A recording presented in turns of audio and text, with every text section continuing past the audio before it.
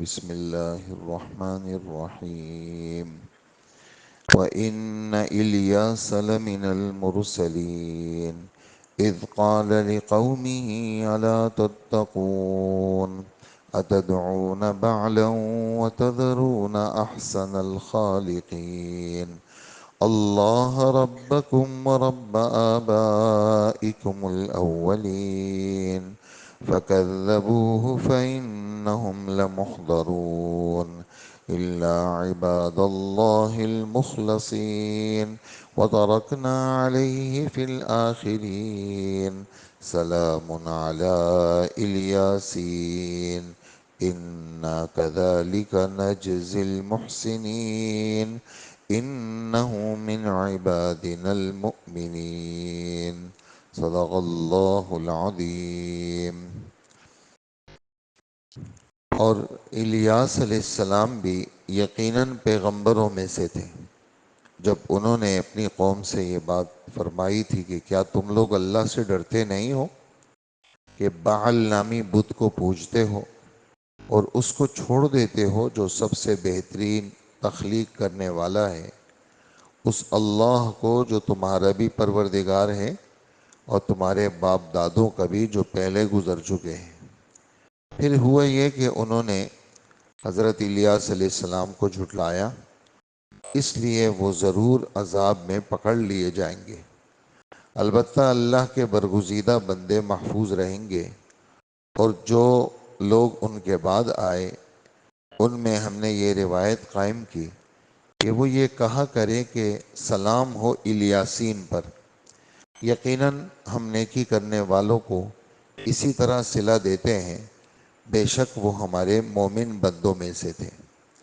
سورہ صافات میں انبیاء علیہ السلام کا ذکر آپ حضرات کے سامنے ہو رہا ہے۔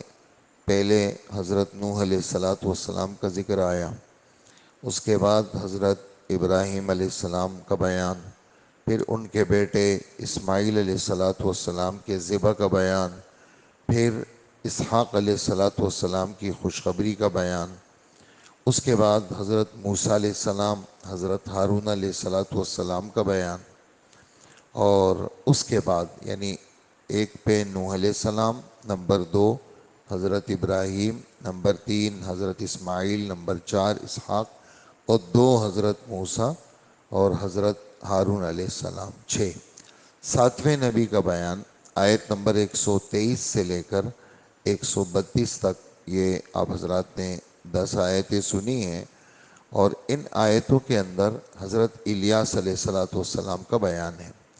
جیسے اس دن آپ کی خدمت میں یہ بات عرض کی تھی کہ حضرت کا نام پورے قرآن میں 2 جگہ ہے۔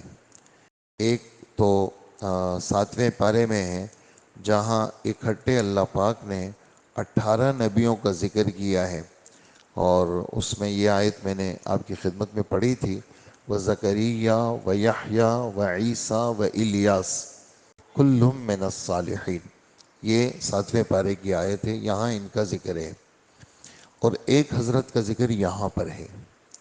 باقی ترجمہ آپ حضرات نے سن لیا، لیکن کسی مستند حدیث مبارک میں حضور صلی اللہ علیہ وآلہ وسلم نے ان کی تفصیلات بیان نہیں فرمائی، اور جتنی باتیں ان کے بارے میں موجود ہیں وہ تاریخی اسرائیلی روایات ہیں، اور یعنی اس میں ادھر ادھر کی کافی باتیں ہیں۔ ادھر ادھر سے مراد کوئی پکی مستند چیز نہیں ہے، ادھر ادھر سے جیسے ایک ان میں غیر مستند روایت یہ بھی ہے کہ الیاس علیہ السلام کوئی الگ پیغمبر نہیں ہے، بلکہ ادریس علیہ السلام اور الیاس علیہ السلام دونوں ایک ہی ہیں، تو یہ بات یعنی صحیح نہیں ہے۔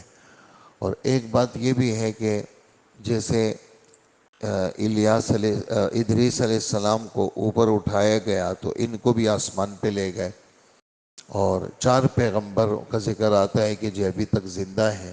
ایک عیسیٰ علیہ السلام آسمانوں میں زندہ ہیں، اور ادریس علیہ السلام آسمانوں میں زندہ ہیں، اور الیاس علیہ السلام اور خضر علیہ السلام یہ زمین میں زندہ ہیں، اور یہ لوگ جیسے ہر سال اس میں آتے ہیں بیت المقدس میں، وہاں نمازیں پڑھتے ہیں اور وہاں پر روزے رکھتے ہیں، لیکن دیگر جو مستند باتیں ہیں وہ ان باتوں کو تسلیم نہیں کرتی کہ اس طرح کی کوئی چیز کسی صحیح حدیث میں کسی اس میں موجود ہو۔ ہاں، جو تاریخی روایات جس کو کہیں کہ اس کو قبول کیا جائے اور کسی چیز سے اس کا ٹکراؤ نہیں ہوتا، اس لیے کہ بنی اسرائیل کی جو روایتیں ہیں ان روایتوں کو ہم لیں گے جو ہمارے مذہب کے ساتھ ان کا ٹکراؤ نہ ہو۔ اگر کہیں پر بھی 19-20 کوئی ٹکراؤ کی بات آئے گی، ہم اس کو نہیں تسلیم کر سکتے۔ کوئی بات ایسی چیز جو اللہ کے رسول کی جو بیان کردہ اصول کے مطابق نہ ہو، تو وہ باتیں چاہے جتنی بھی دلکش ہو، وہ جتنے بھی اس گئے گزرے دور میں بہت زیادہ چمک دمک کے ساتھ ہو، تو ہم اس کو نہیں مان سکتے۔ اس لیے کہ خیر القرون کے اندر آپ نے محنت فرمائی، اور آپ کی وہ محنت اللہ کا فضل ہے صحیح انداز میں موجود ہے، تو صحیح چیز موجود ہے تو اسی کو آدمی بیان بھی کرے اور اسی کو آدمی اپنی زندگی کا حصہ بھی بنائے، چاہے دوسری چیز وہ بہت زیادہ دلکش ہو، لیکن وہ آدمی اپنی زندگی کا حصہ نہیں بنا سکتا۔ ان کے بارے میں یعنی الیاس علیہ الصلوۃ والسلام کے بارے میں جو باتیں جس کو کہتے ہیں کہ جو مذہب کے ساتھ میل کھاتی ہیں، اور یعنی کوئی ایسی چیز شریعت کے خلاف کی بو اس سے نہیں آتی، وہ باتیں جس کو کہیں آدمی اس کو بیان کرے۔ مثال کے طور پر جو باتیں جو اسرائیلی روایات کے لینے والے لوگ، ان میں کعب احبار کا نام آتا ہے، یہ یعنی صحابہ کے دور کے آدمی ہیں، اور حضور صلی اللہ علیہ وآلہ وسلم یعنی صحابی نہیں ہیں، عالم ہیں اور قرآن و حدیث کے بھی عالم ہیں، لیکن ان کی خبروں کے بھی عالم ہیں۔ تو یہ جو باتیں انہوں نے بیان کی ہیں، اس کا تھوڑا سا میں خلاصہ آپ کی خدمت میں پیش کرتا ہوں کہ ان کا جو زمانہ ہے، دو پیغمبر ہیں جن کا بہت زیادہ جس کو کہتے ہیں آپ نے نام سنا نہیں ہوگا۔ ایک کا نام تو قرآن میں ہے یسع علیہ السلام، اسماعیل اول یسع قرآن میں ہے یا سین عین، اور یہ بعد میں آئے، ان سے پہلے الیاس علیہ السلام آئے۔ اور ایک پیغمبر جن کا نام احادیث میں ہے حزقیل علیہ السلام، ہا زا قاف یا لام، ان کے بعد یہ آئے، یعنی دو پیغمبروں کے بیچ میں آئے، ایک حضرت حزقیل علیہ السلام اور ایک حضرت یسع علیہ السلام، ان کے بیچ میں یہ آئے۔ اور ان کے ولادت کی جو جگہ ان تاریخی روایات میں لکھی ہے، وہ اردن کا علاقہ ہے جلعاد، جیم لام عین الف دال، وہاں یہ پیدا ہوئے، اور اللہ جل جلالہ نے ان کو نبی بنایا۔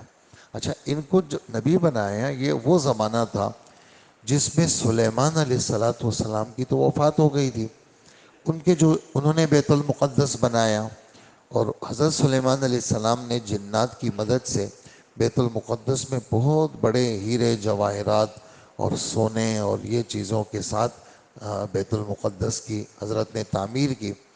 لیکن بنی اسرائیل اور یہودیوں کی بدبختیوں کی وجہ سے ایک غیر مسلم بادشاہ ان پہ مسلط ہوا، جس کو بخت نصر کہا جاتا ہے، اور اس نے ان یہودیوں کو مارا اور ان کے بچوں کو عورتوں کو قید کیا۔ 40,000 یہودی اس زمانے میں مارے گئے تھے، اور 1,70,000 گاڑیوں میں بیت المقدس کا سونا لے کر کے وہ چلا گیا تھا وہ آدمی۔ اور پھر اس کے بعد ایک یعنی فارس کے ایک بادشاہ جو مسلمان نہیں تھا، مسلمان اس زمانے میں تو اسلام بھی نہیں تھا، لیکن وہ یعنی یہودی عیسائی بھی نہیں تھا، اس کو ان یہودیوں پہ رحم آیا اور اس نے اس پہ حملہ کر کے وہ سارا مال بھی چھڑایا اور ان یہودیوں کو بھی چھڑایا۔ لیکن کچھ عرصے تک یہ لوگ ٹھیک رہے، پھر گڑبڑ شروع کر لی، پھر ان پر حملہ ہوا، اور ان کا اسی طرح وہ جو مال تھا ہیرے جواہرات وہ پھر لے گئے اور مسجد کو آگ بھی لگا دی۔ یہ جو باتیں ہیں اس کا ذکر 15ویں پارے کے پہلے رکوع میں ہے۔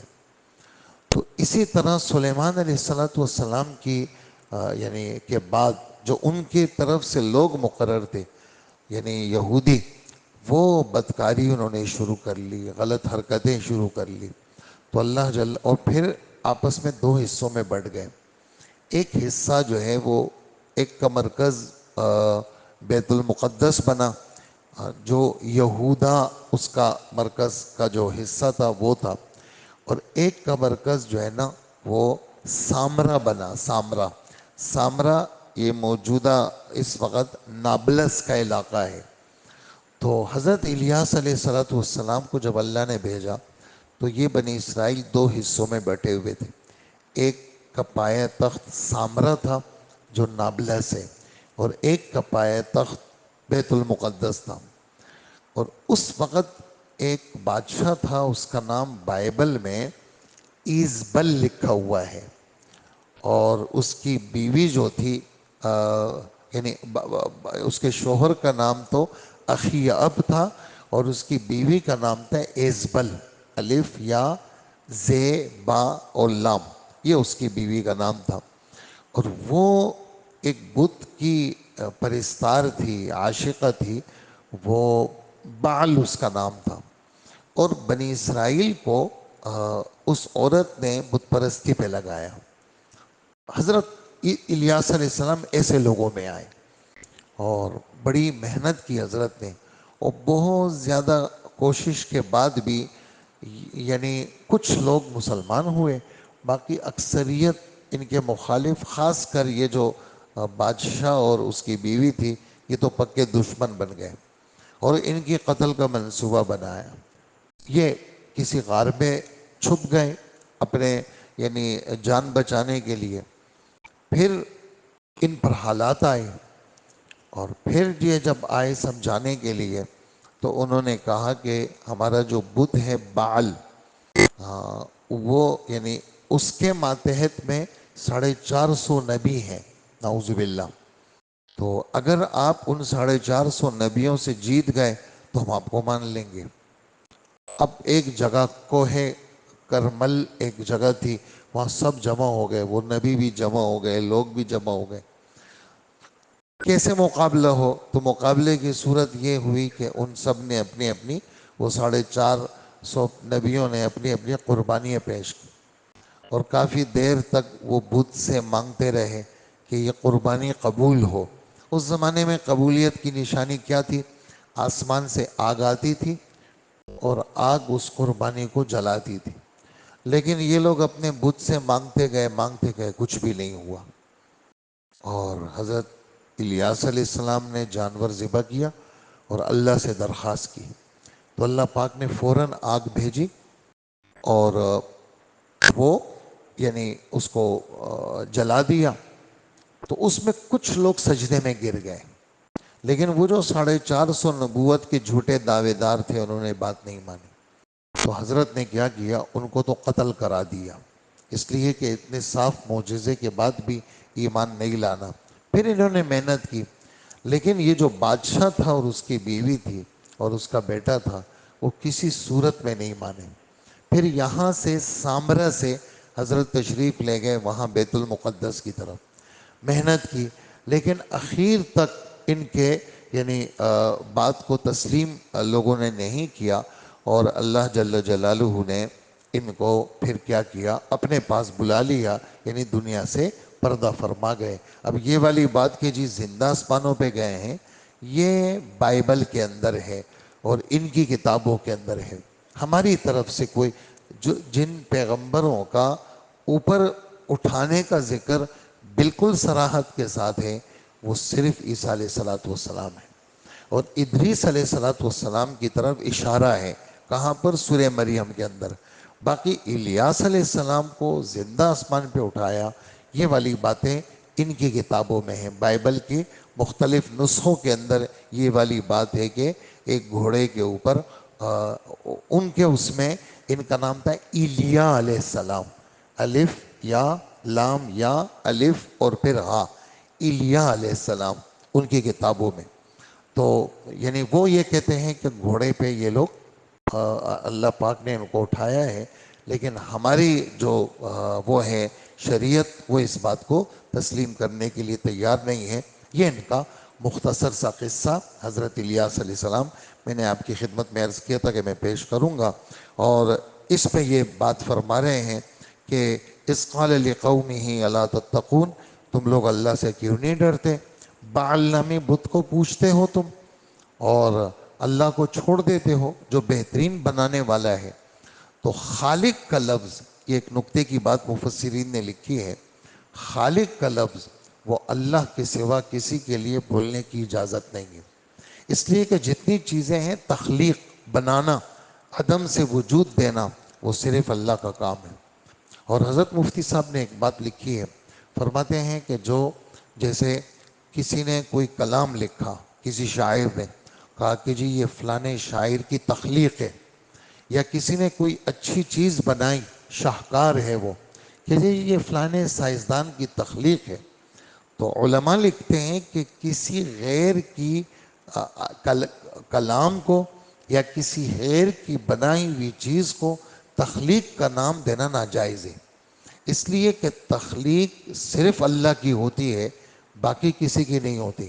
ہاں، کسی کے لیے اگر کوئی چیز کسی نے اچھی بنائی ہے، آپ اس کو کاوش تو کہہ سکتے ہیں، آپ اس کو کوئی اور نام دے دیں، لیکن تخلیق کا نام دینا وہ شریعت اس کی اجازت نہیں دیتی، اور اس لیے کہ خالق صرف اللہ ہیں، اور ان کی بنائی ہوئی چیزوں کو آپ مخلوق کہیں گے، ان کی کارکردگی کو آپ تخلیق کہیں گے، باقی کسی کی کارکردگی کو آپ تخلیق نہیں کہہ سکتے۔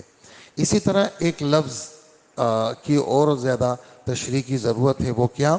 وَتَرَكْنَا عَلَيْهِ فِي الْآخِرِينَ، مطلب آپ سے کوئی پوچھ سکتا ہے کہ نام تو الیاس ہے، قرآن میں الیاسین کیوں ہیں؟ تو الیاسین یعنی یا اور نون تو جمع کے لیے آتے ہیں، کیا بہت سارے الیاس کے نام سے تھے؟ تو یہ مطلب نہیں ہے اس کا، کہ بعد میں ہم نے یہ بات چھوڑ دی کہ سلام ہو الیاسین پر۔ فرمائیں کہ الیاس علیہ السلام کے دو نام تھے، ایک الیاس اور ایک الیاسین، ایک مطلب یہ ہے۔ دوسرا مطلب یہ ہے کہ عرب لوگ جو عجمی نام ہوتے ہیں، غیر عربی نام، اب آپ کہیں گے قرآن تو عربی ہے، تو الیاس کا نام بھی عربی ہے، تو الیاس کا نام عربی نہیں ہے، ابراہیم کا نام بھی عربی نہیں ہے، سمجھ گئے نا؟ تو یہ بات، یہ نام کیا ہے؟ یہ عجمی نام ہے، عرب نہیں ہے، یہ نام عرب نہیں ہے بلکہ یہ عجمی نام ہے۔ تو یہ جو الیاس نام ہے یہ عجمی نام ہے، اور عرب لوگ ناموں کے اخیر میں یا نون کا اضافہ کرتے ہیں، تو یہاں پر بھی الیاس کے اخیر میں یا نون کا اضافہ کیا۔ جیسے یعنی علاقہ ہے سینا کر کے، وَشَجَرَةً مِن طُورِ سینا، یہ وادی سینا، یہ مصر کے پاس، یہ فلسطین اور اس کے پاس ایک جگہ کا نام ہے وادی سینا، جس کا ذکر 18ویں پارے میں ہے۔ اس کو خود اللہ پاک نے سینین کہا ہے قرآن میں، حالانکہ نام سینین نہیں ہے، سینا ہے، لیکن عربی لوگ عجمی ناموں کے اندر یا نون کا اضافہ کرتے ہیں، جیسے والتین والزیتون وطور سینین، حالانکہ نام کیا ہے؟ سینا نام ہے، جو 18ویں پارے میں ہے، لیکن عربی لوگ اس میں یا نون کا اضافہ کرتے ہیں۔ یہاں پر بھی اصلی نام تو الیاس ہے، لیکن چونکہ عربی میں یہ منتقل ہوا تو یہ یا نون کا کیا کرتے ہیں؟ وہ اضافہ کرتے ہیں۔ یہ تھوڑی سی اس کی تحقیق تھی، اللہ پاک ہمیں عمل کی توفیق عطا فرمائے۔ الحمدللہ رب العالمین۔